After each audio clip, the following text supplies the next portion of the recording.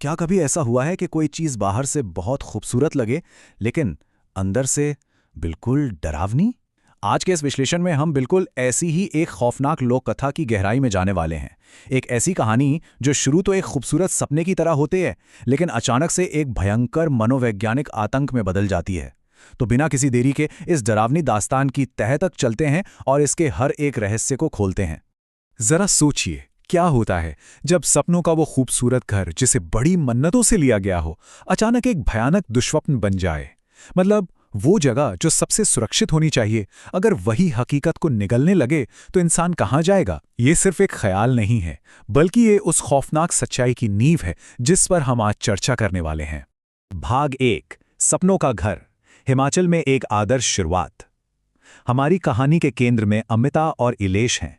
ये कपल अपना online business चलाते हैं, तो जाहिर है दुनिया के किसी भी कोने से काम कर सकते हैं।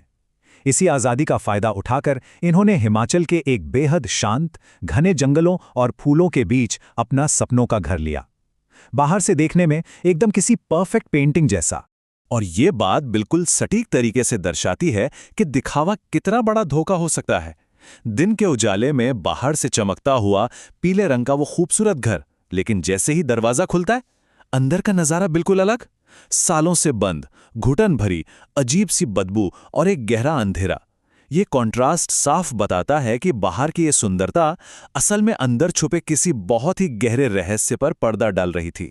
भाग 2, भयानक शुरुआत, वास्तविकता में पहली दरारें। चलिए देखते हैं कि शांत से घर में चीजें बिगड़ने कैसे शुरू हुई। शुरुआत में सफाई वफाई की, मोमबत्तियां जलाईं, सब नॉर्मल लगा। लेकिन फिर उसी रात अमिता खाना बनाने गई तो उसने देखा कि जो सब्जियां बाहर से एकदम ताज़ी दिख रही थीं, वो अंदर से पूरी तरह सड़ी हुई थीं। उनमें से काले कीड़े निकल रहे थे। और बात यहीं खत्म नहीं हुई। उसी रात करीब 4:30 बजे अमिता ने इलेश को बाहर बगीचे में एक गहरे गड्ढे की खुदाई करते हुए देखा। वो गहरी नींद में था। उसके चेहरे पे एक बहुत ही अजीब, डरावनी मुस्कान थी और उसे खुद नहीं पता था कि वो वहां कैसे पहुंचा। एकदम रोंगटे खड़े कर देने वाला मंजर। इस टाइमलाइन को अगर हम ध्यान से देखें तो पता चलता है कि टेंशन कितनी तेजी से बढ़ रही थी। पहले दिन घर पहुंचे, अजीब सी बदबू आई। पहली ही रात सड़ी हुई सब्जियां और वो नींद में खुदाई वाली डरावनी घटना। लेकिन जो सबसे ज्यादा अजीब है वो है दिन 2। दूसरी सुबह सब कुछ एकदम नॉर्मल था। एक झूठा एहसास कि सब ठीक है। दोनों खुश थे जैसे कुछ हुआ ही ना हो। पर असल में ये शांति उस भयानक तूफान की बस एक आहट थी जो अगली रात आने वाला था। भाग 3, तहखाने का रहस्य, अंधेरे की ओर कदम। तो चलिए अब इसकी गहराई में चलते हैं और देखते हैं कि असली खौफ कहाँ छिपा था। दूसरी रात अमिता की आंख एक बहुत तेज शोर से खुलती है, जैसे नीचे कोई भारी कुर्सी घसीट रहा हो। वो डरते डरते सीढ़ियों के नीचे गई और वहां उसे एक छिपा हुआ दरवाजा मिला जो बेसमेंट की तरफ जाता था। और अंदर का नजारा, सड़ी हुई जड़ी बूटियों की भयंकर बदबू। इलेश वहां एक रॉकिंग चेयर पे बैठा था और उसके ठीक पीछे लालटेन की हल्की रोशनी में एक धुंधली काली परछाई खड़ी थी। लंबे बाल, पूरी तरह से सफेद और खोखली आंखें। अमिता के पुकारते ही इलेश पलटा तो उसकी खुद की पुतलियां गायब थीं और अगले ही पल वो परछाई एक भयानक औरत का रूप लेकर अमिता पर झपट पड़ी और उसका गला दबोच लिया। भाग 4, सपना या हकीकत, दुनियाओं का धुंधला होना। जब इंसान ये तय ही ना कर पाए कि वो जाग रहा है या कोई खौफनाक सपना देख रहा है, तो वो कितनी बेबसी वाली स्थिति होगी, है ना? बेहोशी की हालत में अमिता ने सपना देखा कि वो खुद बगीचे में पागलों की तरह मिट्टी खोद रही है। उंगलियों से खून बह रहा है, नाखून टूट रहे हैं। लेकिन असली हॉरर तब शुरू होता है जब अगली सुबह उसकी आंख खुलती है। उसे लगा कि चलो वो बस एक बुरा सपना था, पर जैसे ही उसकी नजर अपने हाथों पर पड़ी, उसकी चीख निकल गई। हाथों पर सच में मिट्टी और सूखा हुआ लाल खून लगा था। मतलब अब सपना हकीकत में बदल चुका था। यहां से चीजें पूरी तरह से बेकाबू होने लगती हैं। एक के बाद एक लगातार 3 खौफनाक चीजें होती हैं।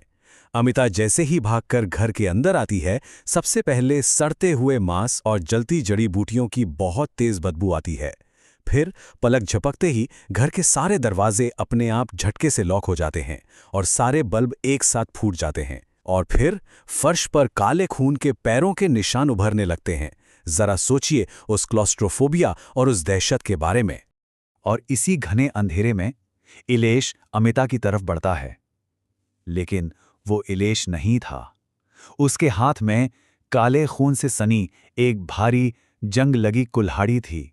आंखें सफेद हो चुकी थीं और सबसे खौफनाक बात, इलेश के ठीक पीछे एक आदमी की आत्मा हवा में तैर रही थी, जिसका चेहरा सड़कर नीचे गिर रहा था। वो चिल्लाने लगा कि अब कोई नहीं बचेगा। अमिता पीछे हटने की कोशिश करती है, लेकिन फिर से उसी भयानक औरत से टकराती है जो बेसमेंट में थी। एक बार फिर उसका गला घोटा जाता है और वो फिर से अंधेरे में डूब जाती है। जब अमिता होश में आती है तो रात के ठीक 3 बज रहे थे, लेकिन कमरे में सब एकदम नॉर्मल था। हाथों पर कोई खून नहीं, इलेश आराम से सो रहा था। ये एक बहुत ही क्रूर टाइम रीसेट था। कंफ्यूज्ड अमिता जब वापस बेसमेंट में जाती है तो उसे वही भयानक चीजें फिर से दिखती हैं। और तभी ऊपर बेडरूम से जोर की आवाज आती है। वो भागकर ऊपर जाती है और देखती है कि इलेश हवा में तैर रहा है, लेविटेट कर रहा है।